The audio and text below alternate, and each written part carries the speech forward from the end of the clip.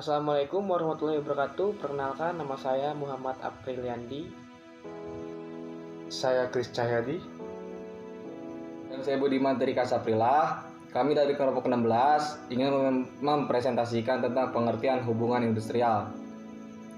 Menurut Undang-Undang Nomor 13 Tahun 2003 tentang Ketenagakerjaan Pasal 1 Angka 16, hubungan industrial adalah suatu sistem hubungan yang terbentuk antara para pelaku dalam proses produksi barang dan ataupun jasa yang terdiri dari unsur pengusaha, pekerja atau buruh, dan pemerintah yang didasarkan pada nilai Pancasila dan Undang-Undang Dasar Negara Republik Indonesia tahun 1945. Jadi, dapat disimpulkan bahwa hubungan industrial adalah hubungan antara semua pihak yang terkait atau berkepentingan atas proses produksi atau pelayanan jasa di suatu perusahaan.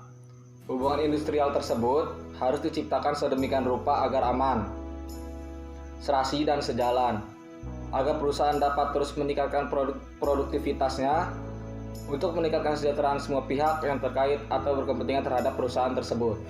Konsep hubungan industrial membahas berbagai produk pemikiran yang telah dihasilkan oleh berbagai kalangan tentang eksistensi hubungan industrial sebagai sebuah disiplin ilmu maupun sebuah praktik kehidupan.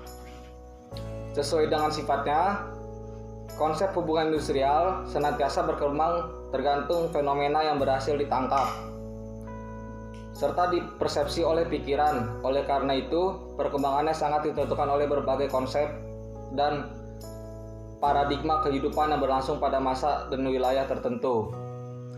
Misalnya, konsep hubungan industrial pada masyarakat yang didominasi oleh paham liberal akan berbeda dengan masyarakat yang pemikirannya didominasi oleh paham sosialis. Demikian juga konsep hubungan industrial pada suatu negara yang sedang mengalami krisis ekonomi dan berbeda dengan negara yang sedang ditimpa krisis sosial. Lingkungan eksternal. Hubungan industrial yang harmonis akan tercapai jika setiap pihak dapat menjalankan tugas sesuai fungsinya. Pengusaha melaksanakan kegiatan produksi dan karyawan menjalankan tugasnya sesuai peraturan perusahaan yang disepakati sebelumnya, sesuai dengan prinsip-prinsip hubungan industrial sebagai berikut. 1. Mengutamakan kepentingan bersama. 2. Kemitraan dan saling bergantungan. 3. Hubungan fungsional dan pembagian tugas. 4. Menciptakan suasana kerja yang kondusif dan ketentraman dalam bekerja. 5. Meningkatkan produktivitas. 6. Meningkatkan kesejahteraan bersama. Pasal 103 Undang-Undang Ketenagakerjaan mengatur bentuk-bentuk sarana hubungan industrial adalah 1. Serikat pekerja atau serikat buruh.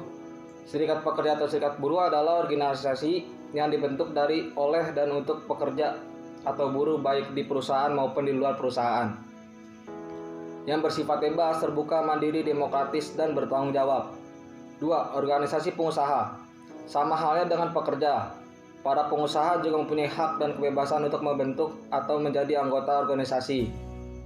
Asosiasi pengusaha sebagai organisasi atau perhimpunan wakil pimpinan perusahaan-perusahaan merupakan mitra kerja serikat pekerja dan pemerintah dalam penanganan masalah-masalah ketenagakerjaan dan hubungan industrial. Pasal 103 Undang-Undang Ketenagakerjaan mengatur bentuk-bentuk sarana hubungan industrial adalah 1. Serikat pekerja atau serikat buruh. Serikat pekerja atau serikat buruh adalah organisasi yang dibentuk dari, oleh, dan untuk pekerja atau buruh baik di perusahaan maupun di luar perusahaan, yang bersifat bebas, terbuka, mandiri, demokratis, dan bertanggung jawab. 2. Organisasi pengusaha. Sama halnya dengan pekerja, para pengusaha juga mempunyai hak dan kebebasan untuk membentuk atau menjadi anggota organisasi. Asosiasi pengusaha sebagai organisasi atau perhimpunan wakil pimpinan perusahaan-perusahaan merupakan mitra kerja serikat pekerja dan pemerintah dalam penanganan masalah-masalah ketenagakerjaan dan hubungan industrial. 3. Lembaga kerja sama bipartit. Lembaga kerja sama bipartit adalah forum komunikasi dan konsultasi mengenai hal-hal berkaitan dengan hubungan industrial di satu perusahaan yang anggotanya terdiri dari perusahaan dan serikat pekerja atau serikat buruh yang sudah tercatat instansi yang bertanggung jawab di bidang ketenagakerjaan sama.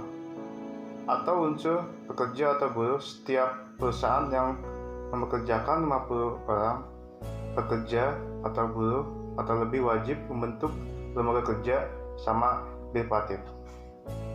4. Lembaga kerja sama tripartit.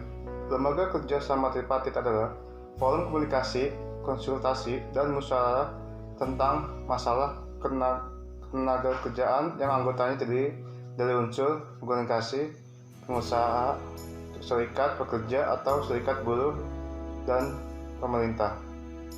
Lembaga kerjasama tripartit terdiri dari lembaga kerjasama tripartit nasional, provinsi, dan kabupaten atau kota, dan lembaga kerjasama tripartit sektoral nasional, provinsi, dan kabupaten atau kota.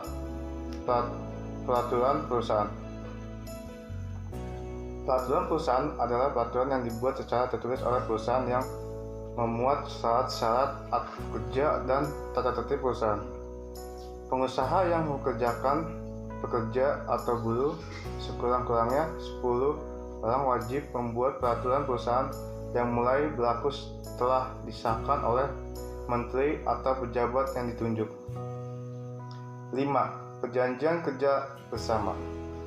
Perjanjian kerja bersama adalah perjanjian yang merupakan hasil perundingan antar serikat pekerja atau serikat buruh atau beberapa serikat pekerja atau serikat buruh yang tercatat pada instansi yang tanggung jawab di bidang ketenaga kerjaan dengan pengusaha atau beberapa pengusaha atau kumpulan pengusaha yang memuat syarat-syarat kerja, hak, dan kewajiban kedua belah pihak.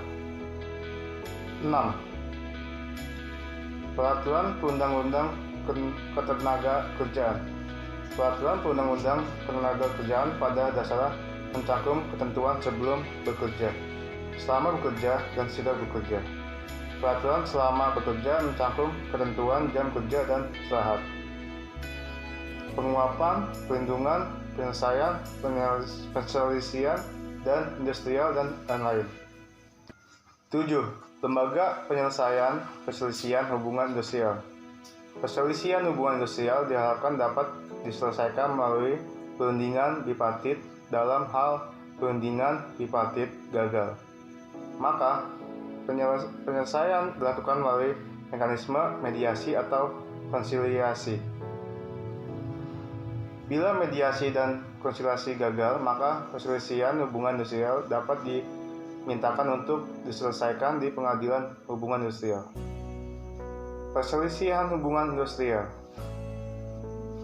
adalah perbedaan pendapat yang mengakibatkan pertentangan antara pengusaha atau gabungan pengusaha dengan pekerja atau buruh atau SP atau SB karena adanya perselisihan hak, kepentingan, PHK, dan antar SP atau SB dalam satu perusahaan. 10. Bentuk-bentuk perselisihan. Yang pertama, hak. Perselisihan yang timbul karena tidak dipenuhinya hak akibat adanya perbedaan pelaksanaan atau penafsiran terhadap ketentuan perundang-undangan, PK, PP, atau PKB. Yang kedua, kepentingan. Perselisihan yang ditimbulkan dalam hubungan kerja karena tidak adanya kesesuaian pendapatan mengenai pembuatan dan atau perubahan syarat-syarat kerja yang ditetapkan dalam PK, PP, atau PKB. Yang ketiga, PHK. Perselisihan yang timbul karena tidak adanya kesesuaian pendapatan mengenai pengakhiran hubungan kerja yang dilakukan salah satu pihak. Yang keempat, antar SP atau SB. Perselisihan antar SP atau SB dengan SP atau SB lainnya hanya dalam satu perusahaan karena tidak adanya kesesuaian paham mengenai keanggotaan, pelaksanaan hak, dan kewajiban keserikatan pekerjaan. 11. Potensi kerawanan hubungan industrial. 1. Tingkat pendidikan yang relatif rendah. Yang kedua, tingkat pendidikan yang relatif tinggi. Yang ketiga, hak-hak di bawah normatif. Yang keempat, kesadaran akan hak semakin tinggi. Yang kelima, kesenjangan ekonomi dan sosial. Yang keenam, tingkat solidaritas atau sikap kebersamaan semakin tinggi. Yang ketujuh, peningkatan kebutuhan. Yang kedelapan, perubahan teknologi dan sistem kerja. Yang kesembilan, penafsiran hukum yang berbeda. Yang 10, persaingan antar perusahaan. Yang ke-11, adanya pihak ketiga yang kurang bertanggung jawab. Dan yang terakhir, kualitas penyelesaian kursus kurang efektif. Kemudian yang 12, peranan pemerintah dalam penyelesaian perselisihan hubungan industrial. menetapkan berbagai peraturan perundang-undangan dan hubungan industrial dalam negara dan cara penyelesaiannya jika terjadi gangguan dalam hubungan industrial. Yang pertama, mengawasi pelaksanaan berbagai peraturan perundang-undangan. Yang kedua, mencegah timbulnya perselisihan atau pertikaian perburuan. Kemudian, peranan Departemen SDM dalam penyelesaian perselisihan hubungan industrial. Fungsi SDM dalam hal-hal yang menyangkut penyelenggaraan hubungan industrial di perusahaan. Yang pertama, pembuatan peraturan perusahaan atau kesepakatan kerjasama. Yang kedua, menjalin kerjasama dengan Departemen Tenaga Kerja. Yang ketiga, menyelesaikan perselisihan antara perusahaan dengan serikat pekerja atau karyawan.